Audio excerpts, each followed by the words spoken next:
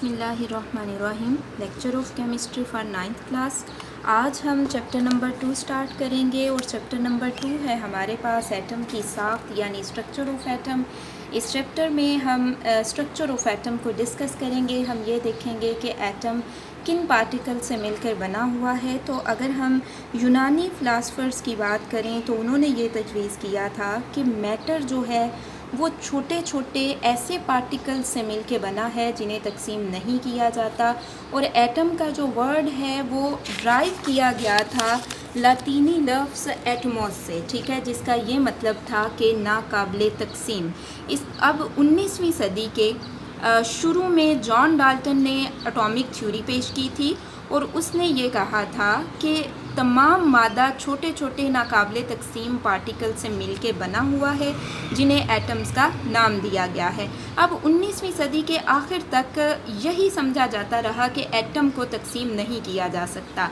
ताहम 20वीं सदी के आगाज़ में Goldstein, J Thomson, Bohr, Rutherford और बहुत से दूसरे साइंसदानों ने तजर्बात करके ये बताया कि एटम जो है वो फर्दर सब एटॉमिक पार्टिकल से मिल के बना हुआ है। और वो पार्टिकल्स कौन कौन से हैं? इलेक्ट्रॉन जिन पे नेगेटिव चार्ज है, प्रोटॉन इन पर पॉजिटिव चार्ज है और न्यूट्रॉन जिन पर कोई चार्ज नहीं होता। अब जब ये पता चला कि एटम जो है वो सब एटॉमिक पार्टिकल से मिल के बना हुआ है तो 1886 में गोल्डस्टाइन ने पॉजिटिव चार्ज वाले पार्टिकल जो हैं उन्हें दरियाफ्त किया जिन्हें प्रोटॉन्स का नाम दिया गया। और जे थॉमसन ने इलेक्ट्रॉन्स को दरियाफ्त किया। अब इन मुशाहदात की बेस पे कि एटम जो है उसके अंदर पार्टिकल्स प्रेजेंट होते हैं जिन्हें सब एटॉमिक पार्टिकल्स का नाम दिया जाता है, थॉमसन ने एक थ्योरी पेश की जिसे प्लम पुडिंग थ्योरी का नाम दिया जाता है। इस थ्योरी के मुताबिक उसका ये कहना था कि एटम जो है वो पॉजिटिव चार्ज रखने वाली ठोस शय है जिसमें क्या है कि उसके अंदर छोटे छोटे नेगेटिव पार्टिकल जो हैं वो चिपके हुए हैं, ठीक है।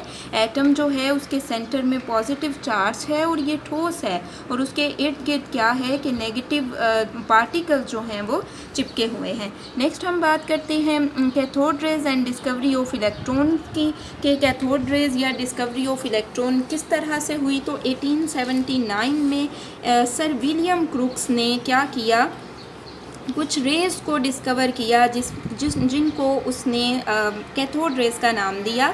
उसके लिए उसने क्या किया, उसने एक डिस्चार्ज ट्यूब ली। डिस्चार्ज ट्यूब में 2 इलेक्ट्रोड्स लिए। एक इलेक्ट्रोड का नाम कैथोड है जिस पे नेगेटिव चार्ज है, दूसरे इलेक्ट्रोड का नाम एनोड है जिस पे पॉजिटिव चार्ज है। उसके बाद क्या है कि ये डिस्चार्ज ट्यूब जो है इसमें एक वैक्यूम है। वैक्यूम क्यों है? ताकि इसके अंदर डिस्चार्ज ट्यूब के अंदर प्रेशर को मिनिमाइज़ किया जा सके। तो 10⁻⁻4 atm पे इसने प्रेशर रखा, डिस्चार्ज ट्यूब में गैस फिल कर दी।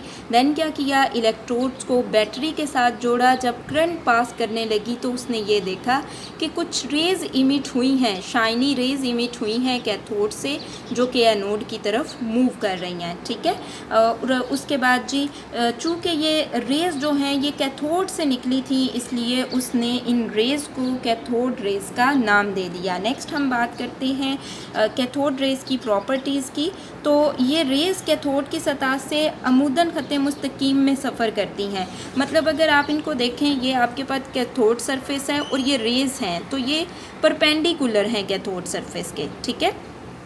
स्ट्रेट मूव करती हैं, सीधा मूव करती हैं और परपेंडिकुलर हैं। ये जो है कैथोड उसके परपेंडिकुलर हैं। परपेंडिकुलर का मतलब क्या है कि 90 का एंगल बनाती हैं। और इसके अलावा अगर इन रेज़ के रास्ते में कोई गैर शुफाफ ठोस चीज़ रख दी जाए तो ये क्या करती हैं, उसका साया बना देती हैं।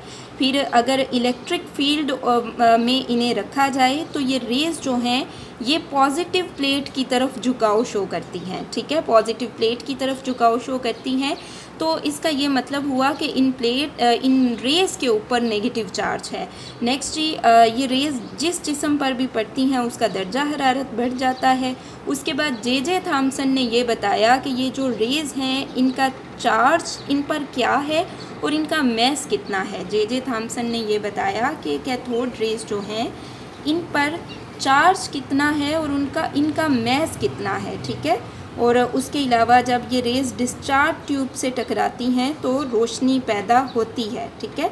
और इसके अलावा ये भी देखा गया कि आप डिस्चार्ज ट्यूब में कोई भी गैस इस्तेमाल कर लें, कैथोड रेज़ इमिट होती हैं। इसका ये मतलब हुआ कि कैथोड रेज़ की इमिशन नेचर ऑफ गैस पे डिपेंड नहीं करती। उसके अलावा इस कुछ रिज़ल्ट्स हैं इसके, जो है वो एक्सपेरिमेंट, उसके रिज़ल्ट्स क्या थे कि अगर क्योंकि कैथोड रेज़ जो हैं वो जो गैर शफाफ इज्साम हैं उनका साया बना देती हैं, जिसकी वजह से ये जो है वो कहा जाता है कि ये सिर्फ रेज़ नहीं हैं बल्कि ये क्या हैं, ये मटेरियल पार्टिकल्स हैं। और उन मटेरियल पार्टिकल्स को इलेक्ट्रॉन्स का नाम दे दिया गया। और सेकंड ये कि ये रेज़ जो हैं ये डिस्चार्ज ट्यूब में यूज़ होने वाली गैस पे डिपेंड नहीं करती, ठीक है। अब यहाँ से आपको जो क्वेश्चंस आएंगे वो आप नोट करें।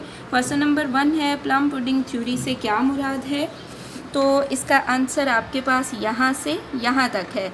इस थ्योरी के मुताबिक एटम पॉजिटिव चार्ज वाली ऐसी ठोस साख्तें हैं जिनके अंदर नन्हे नन्हे नेगेटिव पार्टिकल्स चिपके हैं। इनकी शक्ल पुडिंग में जमे हुए किशमिश के दानों से मुशाबा है। सो ये आपके पास क्वेश्चन नंबर 1 का आंसर है। नेक्स्ट आपके पास है क्वेश्चन नंबर 2, कैथोड रेज़ के कोई से 2 खवास बयान करें।